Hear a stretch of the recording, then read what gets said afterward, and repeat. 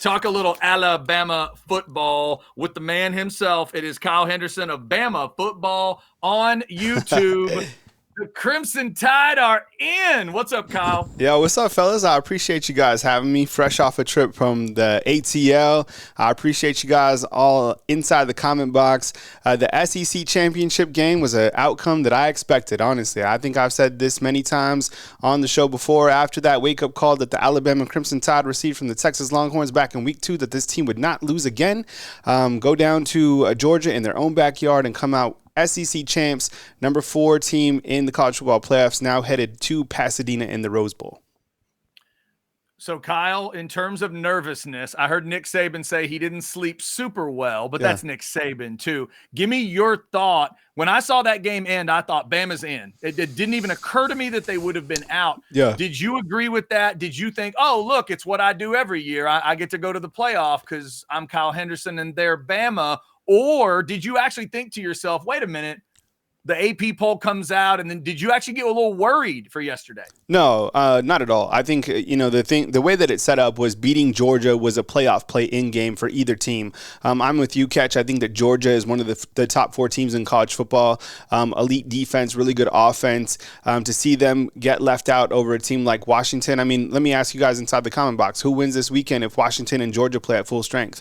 Same thing against Georgia versus Florida State. Now, the thing about Florida State, and everybody's talking about it today, that Florida State finishes out 13-0. Look, you played at the ACC. Your overall strength of schedule just wasn't it. Plus, you don't have your quarterback, and your team was transformed because of that. But I don't think they were a playoff team even with Jordan Travis. Now, the thing that's going to be frustrating in the world of college football is Florida State is right here saying, hey, we deserve to be in the playoffs without our quarterback. But as soon as they lose to Georgia, guess what they're going to say? We didn't have our quarterback. So I thought, yeah, right? You know what I'm saying? So it's like, that's exactly what they're going to say. So yep. I don't like how Mike Norvell handled this. I think it was soft. I would have been like this. Look, okay, we can't control everything. This is a great opportunity to face adversity. And what we're going to do as a team is focus on what we can. So our next opponent is Georgia. What a consolation prize. A team that's won their last 29 out of 30 games. A team that's won the last 2 national titles. Let's pack up. Let's get ready for Georgia. Let's stay together as a team. And let's go beat the Bulldogs, a team that Alabama only beat by 3. And then you could also say, look, Alabama, or to the world of college football. We beat LSU in week 1. We beat them by more points than Alabama did, and we beat Georgia by more points than Alabama. We finished 14-0, and they can have their own little parade or whatever. Like Central Florida. Remember when Central Florida won the national title a couple years ago? Didn't they have like a parade and stuff? I think they did. They definitely had a banner. No, they had they had a parade. I think they had a parade and the kazoos and all that stuff. Whatever, you know. But the playoff system is designed to fail. So it's like, it was either way, it was going to make somebody mad. Nick Saban, didn't make it last year. He didn't, call his lawyers up or anybody like that. He's just like, all right, we're going to the Sugar Bowl against Kansas State. We weren't fired up to go against Kansas State. No disrespect to the Wildcats or the people of beautiful Manhattan, Kansas, but it wasn't that sexy of a matchup. And Alabama dominated and played their best game of the season in that game, actually. Kyle, don't worry. This is a safe space. I can assure you nobody at Kansas State can get more mad at you than they've already been at me for things that I may or may not have said about Manhattan and their players a year ago. Hey, if I've got a 2-part question. One, forget about the seedings as they are. If we take the 4 playoff teams as is, you would rank them 1 through 4 as of today as what? And my follow-up question to that is, you've seen these Alabama teams, like, where are we in 20? Because I made the comment earlier today that I think this 2023 team is better than the 2022 team. And I had some pushback on that from people. And I said, whoa, I'm not dissing the amazing talent that was on that 2022 team because we're watching Will Anderson do his thing yesterday and everything. But it feels like this team has found their rhythm in a way that I don't know how to quantify it, but to the eyeballs, they just look like they're playing better football than I thought Alabama was at the end of last year. But maybe I'm wrong. You'll know better than I. So I've thrown all that into your lap. do with it what you will. Yeah, no. Okay. So the playoff rankings that I have it as of the teams that actually made the playoffs, I have it like this. Texas number 1, Alabama number 2, Michigan number 3, and then Washington number 4. That's how I have the actual teams who made it. I think overall Georgia was a top 4, as I said. So I think the matchups are really good. And I think that Alabama, Michigan, that'll be a really exciting contest out in the Rose Bowl. I've actually never been to the Rose Bowl, so looking forward to going out to Pasadena. I used to live in Los Angeles, so I'm looking forward to going back west. I think Texas and Washington, I think that is going to be, I think it's going to be all Texas. I think Steve Sarkisian and how hot Texas is playing. I think the hottest teams in college football right now, absolutely 1,000,000% are Texas and Alabama. So I think Texas has a really good time displaying their offense against a really good quarterback in Michael Penix, and I think that Texas comes away with that one. 22 Alabama versus 23 Alabama. Look, this is a better team than last year, and there's a couple different reasons why, but the main component is the defense. So last year you had Pete Golding, and the transformation from that defense to this defense right now has made all the difference in the world. Alabama's second half adjustments have been phenomenal on the defensive side of the ball. Kevin Steele, he's been kind of a name that has been around college football. This is actually his third time back in Tuscaloosa. I think he's like 67 or something like that. Old school, doesn't even say a lot of words. But the way that he commands the defense and the way that they, as a team, make defensive adjustments have really been the catapult of this entire season.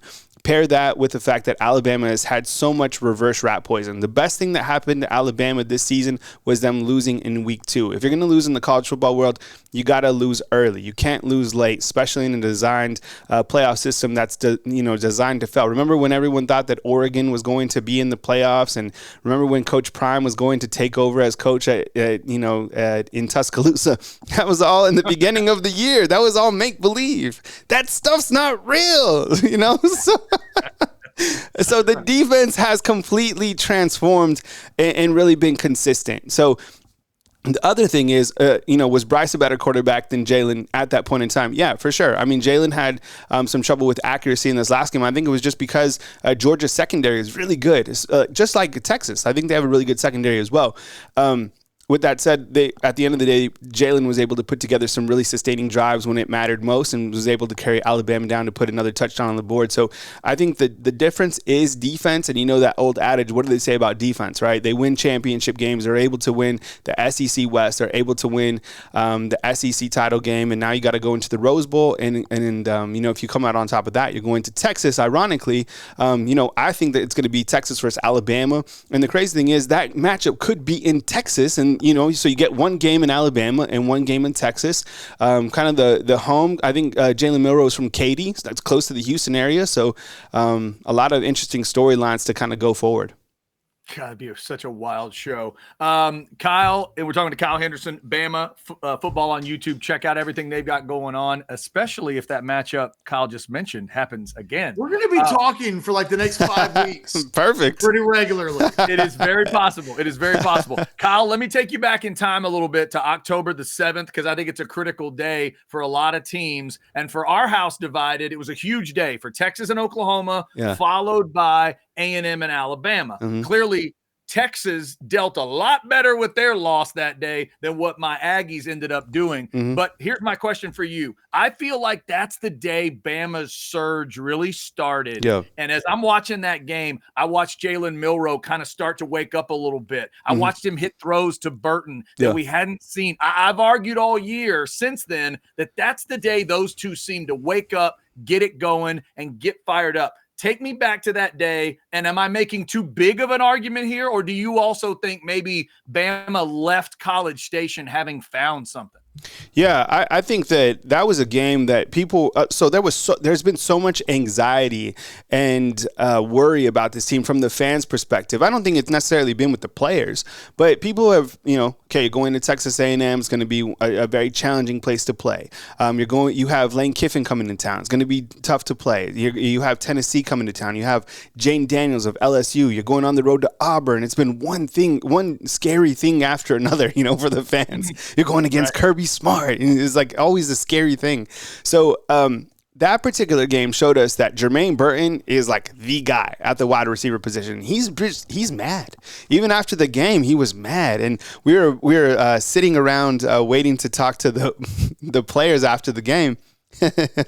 And they had us in. They had 4 different little podiums set up, and we're all crowded around waiting for Jermaine Burton to talk to him. And we're just waiting, and they came out and they ripped off his name tag and put Isaiah Bond's name, and they're like, Jermaine Burton doesn't want to talk. So we got Isaiah Bond, who's been another very talented wide receiver for Alabama.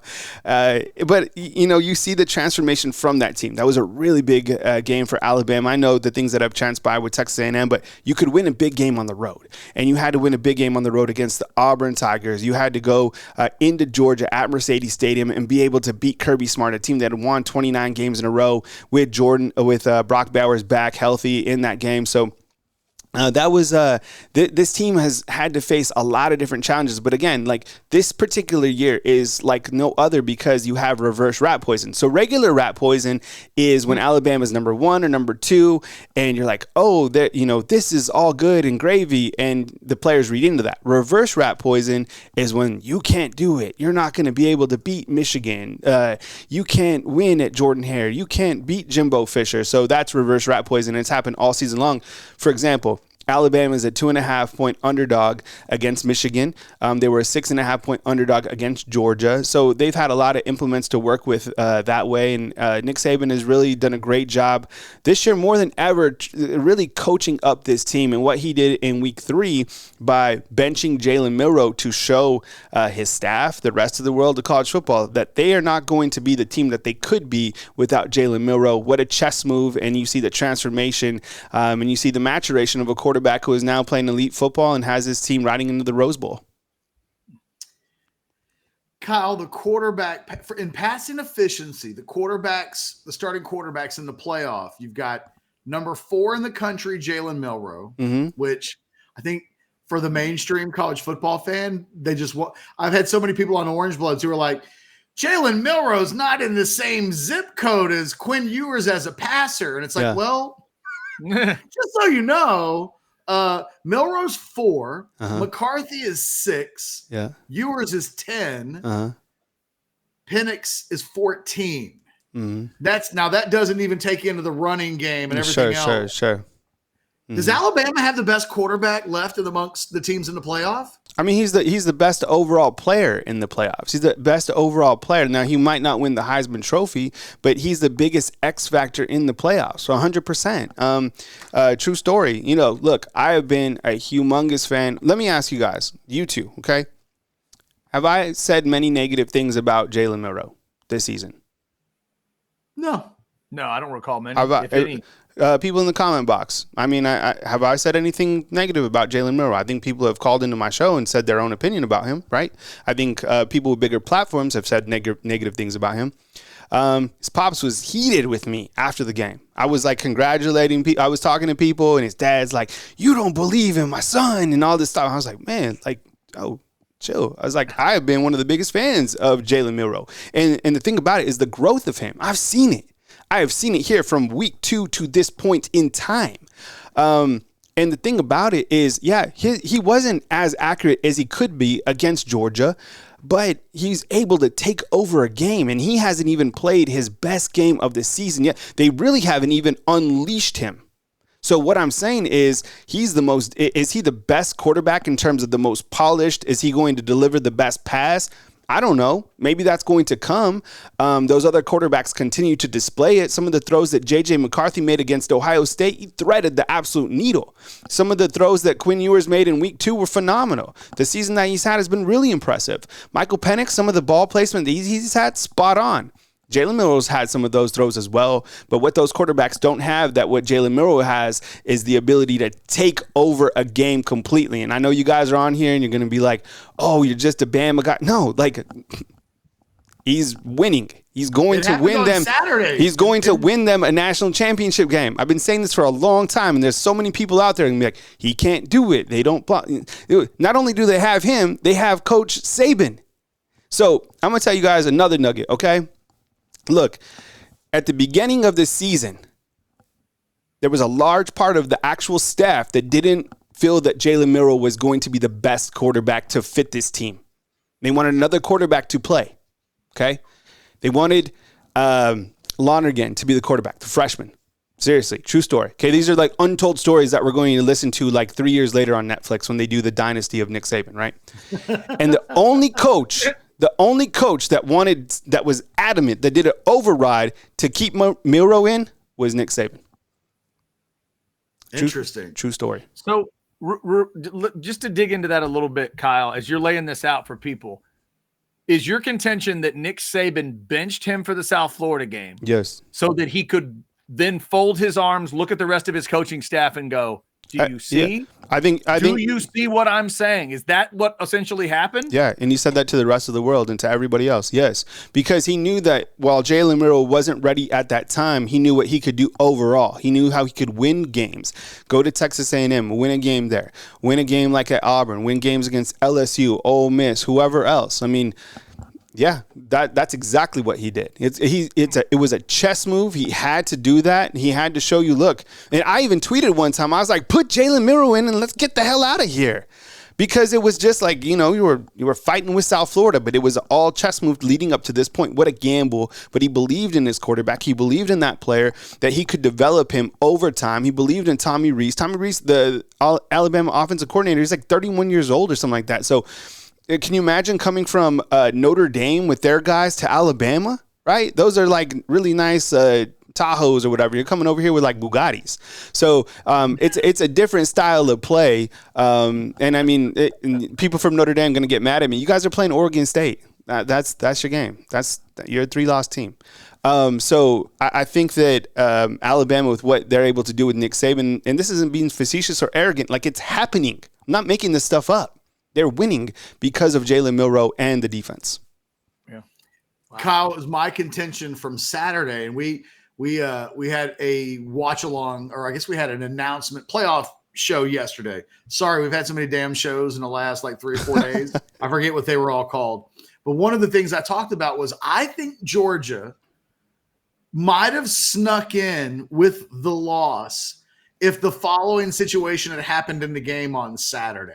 Mm-hmm. If they make it, when they closed it to 3 and they kick it back off to Alabama, and Alabama gets the ball, and then if Alabama had gotten stopped and they punt to Georgia, Georgia gets the ball and scores. Mm-hmm. So now Georgia's taking the lead, but then Bama gets the ball back and they go back and score at the last second and win the game. I think it feels a little bit like the Washington-Oregon game from earlier in the year, where it legitimately felt like, God, if you gave the other team 15 more seconds, the other outcome occurs. Yeah. Instead, Georgia closed it to 3. Mm-hmm.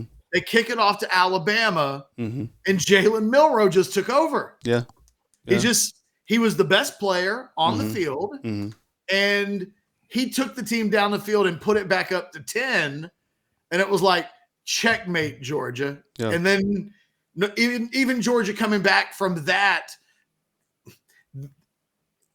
the moment had been made. Alabama had really asserted itself as the best team on the field mm-hmm. that controlled the game mm-hmm. almost all of 4 quarters. Yeah. And Georgia could never quite, even if they were going to still lose, they were never able to, for a moment, take the game away from Alabama. And I just thought, in watching it, it was all Milroe, that if he had to run for it, he was going to run for it. If he had to make a throw, he was going to make a throw. It was a real cut. I don't care that he wasn't accurate. Mm-hmm. It was big boy football versus big boy football. Yeah. Yep. And the guy who played the biggest brand of big boy football was the Alabama quarterback. Yeah, 100%. Yeah, I think you're exactly right on that. And I think inside the comment box, someone said Alabama has biggest fair weather fans. 100%. And I think a lot of that is because they're spoiled. I mean, how could you not be under Nick Saban, right? It's 10. I mean, look, Texas. These are facts, right? When is the last time that Texas won 10 games in a season? 2009. Trivia. There you go. 2009. Happens every single year, 11 games here at Alabama. So when they're not beating teams by 40 points, 20 points, they're like, oh, this team isn't good. No. Like that doesn't define a team. Like what defines a team is how you're playing right now at this point in time and how you continue to develop as a team. Nick Saban, think about it. New OC, new DC. You have to replace your quarterback who went number 1 in the NFL draft. You have to replace William Anderson, who went number 3 in the NFL draft. That's why, like you were saying earlier, Catch, like, is this team better than the 2022 team? Maybe not talent-wise, but better coached. And they have better guys, and they're playing as a team that, can do a lot of damage here in the playoffs. And you saw the excitement from Michigan yesterday, how excited they were to draw Alabama. The last time that I saw, and I know the past doesn't dictate the future, whatever, but Jim Harbaugh and the Michigan team, I don't know if they have the weapons on offense to beat Alabama on the defensive side. Now, J.J. McCarthy did a really good job, late in the season. Blake Corum is a really good running back. But Alabama's built to stop the run.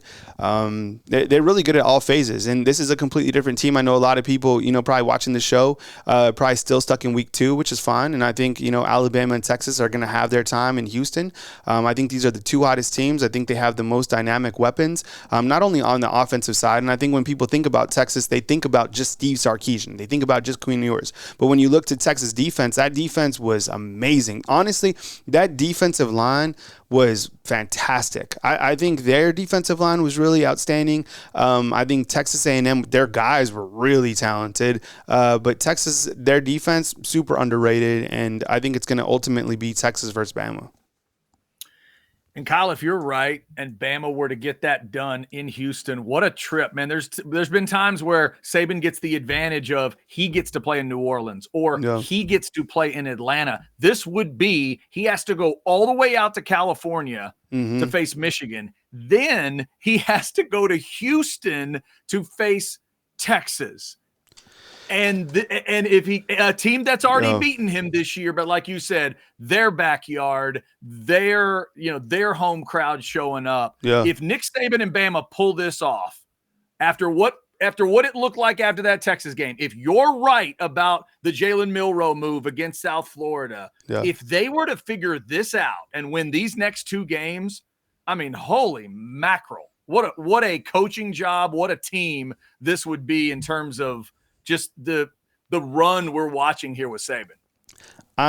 Look, you're absolutely right. I actually just sent out some emails looking for some travel sponsors or some super chats because, look, I'm about to go from Tuscaloosa to go see my family back in New Mexico, most of them around the Santa Fe, Albuquerque area. And then I'm going to fly to Pasadena, go out to the Rose Bowl, just got the Rose Bowl prices for the hotels. You know what those are for the media.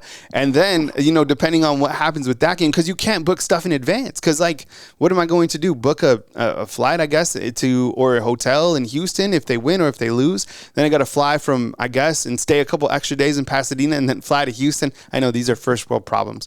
Right? When you cover Alabama, you're like, oh no, I got to go all these places.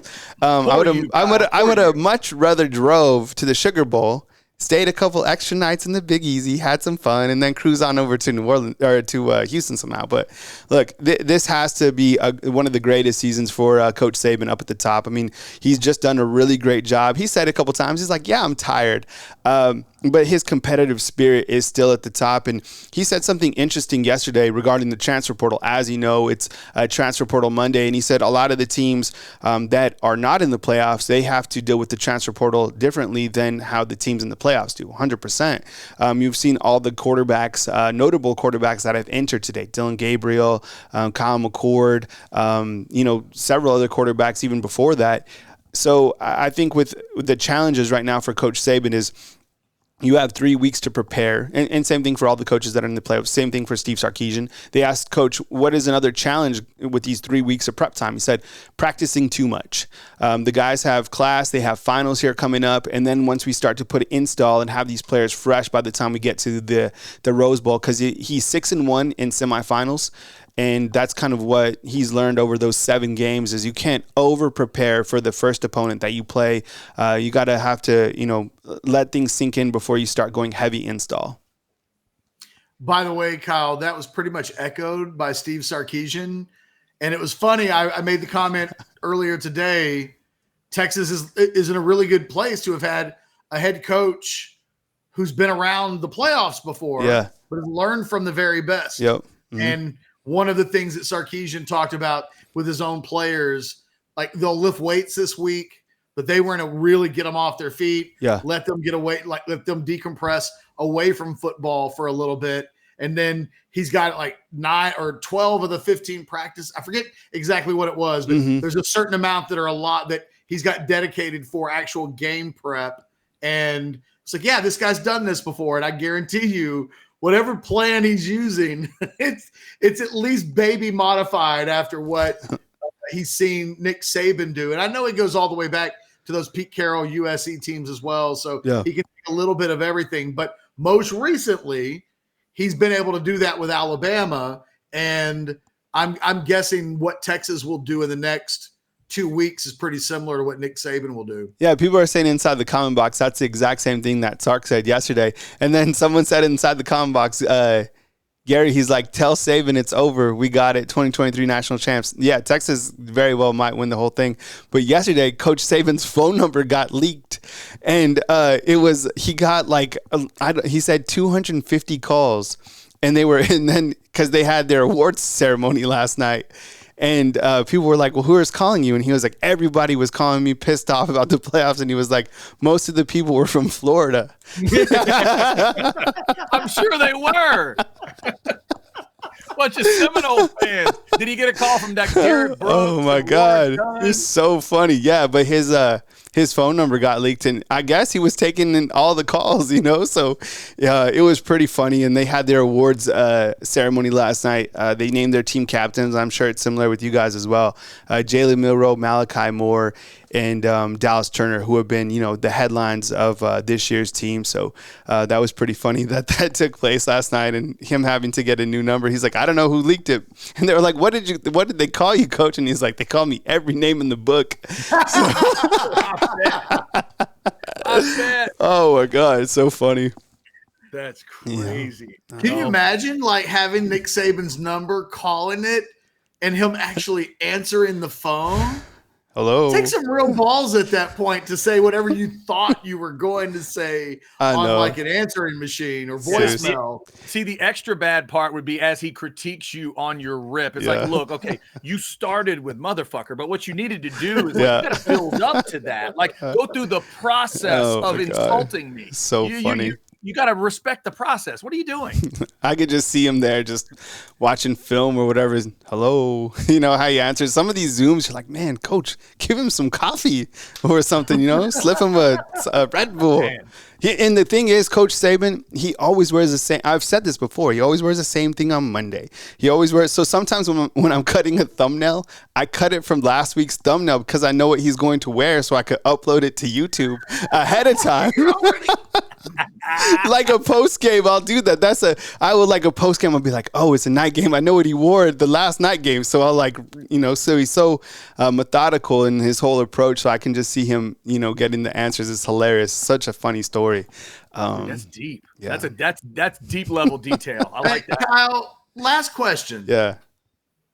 Is Alabama going to put it to Michigan? Like I'm not sold on Michigan. And I think you touched on it a little bit earlier. They're not the most offensively dynamic team. They've got good players. They play good defense. Yeah. But I kind of feel like it's a little bit of a different animal that they'll be taking on in Alabama than Ohio State or anybody else in the Big Ten could even hope to replicate.